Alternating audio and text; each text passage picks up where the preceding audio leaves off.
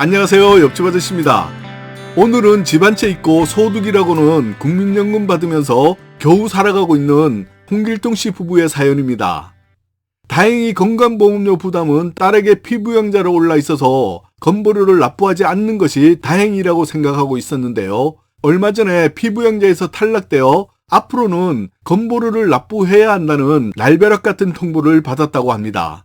깜짝 놀라서 무슨 일인지 알아보았더니 국민연금 소득이 올라서 건보료 피부양자에서 탈락되었다는 것을 알게 되었습니다. 그래서 오늘은 홍길동씨 부부처럼 왜 갑자기 국민연금이 올랐는지와 국민연금을 얼마나 받으면 건보료 피부양자에서 탈락되는지, 소득과 재산, 연금 등의 피부양자 탈락 기준과 그리고 소득에 포함되는 연금이 무엇인지, 대책 방법이 있는지 알아보겠습니다. 오늘 영상도 끝까지 보시면 분명 도움 되실 거라고 생각되니까 좋아요 꾹 한번 눌러주세요. 자, 그럼 바로 시작하겠습니다. 오늘의 홍길동씨 부부의 사연처럼 갑자기 피부양자 탈락 통보를 받고 건보료 폭탄을 이미 맞으신 분들도 있고 매년 새로 탈락 통보를 받는 분들이 있으실 겁니다.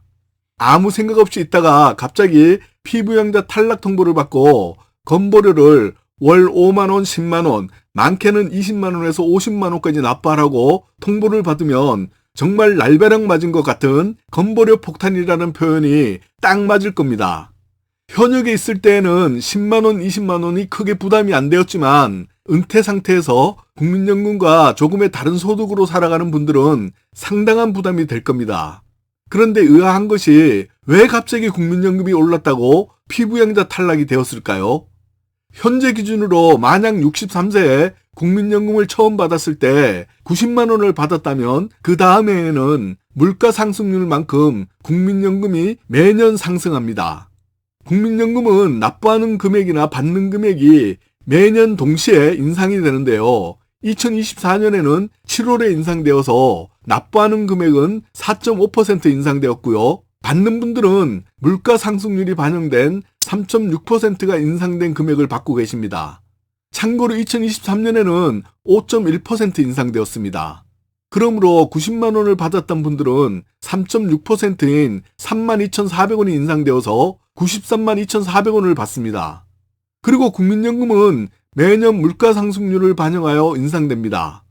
국민연금을 원래 좀 적게 받거나 이런저런 이유 때문에 조기연금을 신청해서 연금을 줄여놓더라도 어느 시점이 되면 국민연금이 매년 인상되어 또 오르기 때문에 나중에라도 건보료 피부양자에서 탈락되어서 건보료를 납부하는 경우가 아주 많습니다. 국민연금이 올라서 피부양자에서 탈락되었다는 이유가 이것입니다. 그래서 많은 분들이 이런 식이면 왜 국민연금을 올리는지 모르겠고 이해가 안 된다고 하는 겁니다.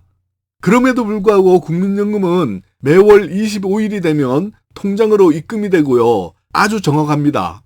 노후에 재산과 소득이 별로 없는 분들에게는 어떻게 보면 웬만한 자식보다도 든든한 월급과 같은 소득원입니다. 그러므로 피부양자에 탈락되었거나 현재 자녀에게 등재되어 있는 분들은 공부를 좀 하셔서 이 부분 관리가 좀 필요합니다.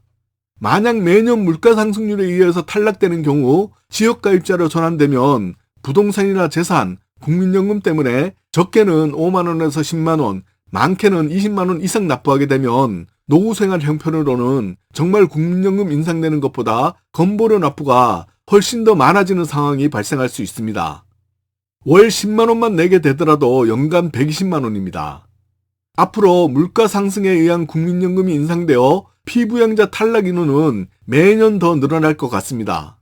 이번에는 국민연금을 얼마나 받으면 건보료 피부양자에서 탈락되는지 건보료 피부양자에서 탈락하는 기준을 알아보겠습니다.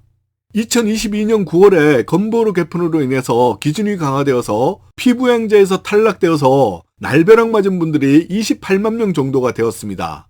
원래는 건보료를 피하려는 돈 많은 사람들 때문에 피부양자 기준을 강화하였는데요. 그 취지가 무색하게도 국민연금만 받으면서 생활하는 저소득 노인분들에게도 영향을 미쳐서 피부양자에서 탈락하는 사례가 발생하고 있습니다. 이렇게 자녀의 건보료 피부양자에 등재되었다가 탈락되면 그동안 안 내었던 건보료를 납부하셔야 하는데요. 건보료 피부양자 탈락 기준은 다른 소득은 없고 집 한 채만 있는데 부동산의 과세 표준이 5억 4천만 원 이하라면 연간 합산 소득이 2천만 원 이상이면 피부양자에서 탈락됩니다.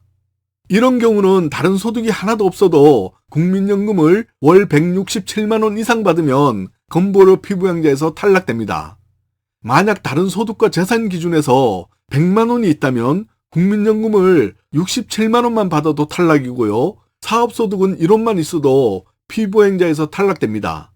만약 국민연금을 162만 원을 받고 있었는데 올해 3.6%가 인상된 58,320원이 인상된다면 167만 8,320원이 되어서 피부양자에서 탈락되어 재산과 소득에 따라서 좀 다르겠지만 건보료 날벼락 맞는 소리 나올 정도로 건보료가 부과될 수 있습니다.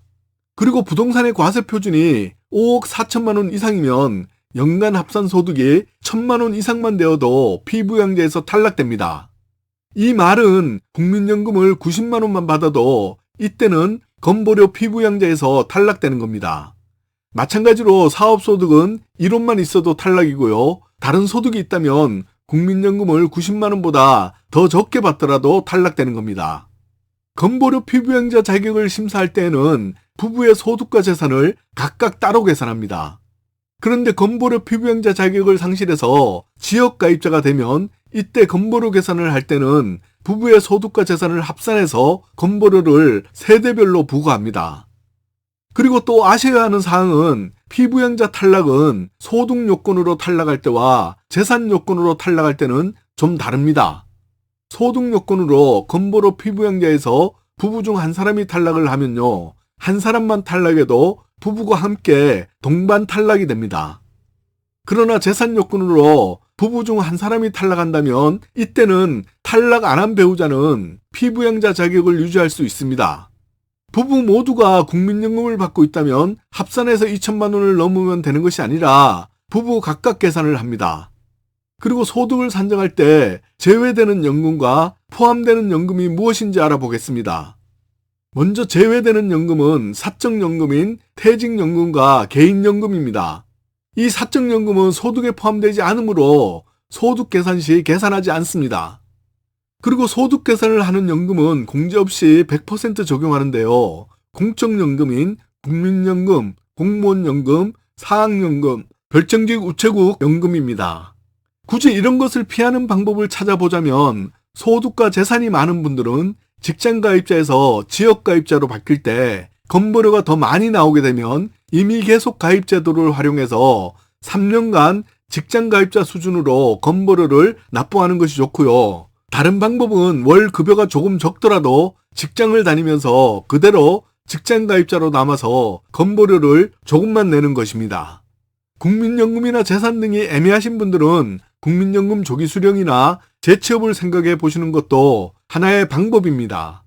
그러나 저는 개인적으로 조기연금 신청은 정말 어쩔 수 없이 형편이 어려워서 신청하는 경우가 아니라면 권하지 않습니다.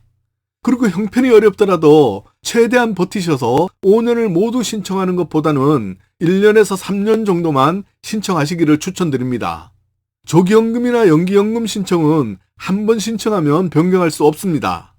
조기연금은 5년을 신청하면 30%가 깎이고요. 연기연금은 36%를 더 받습니다.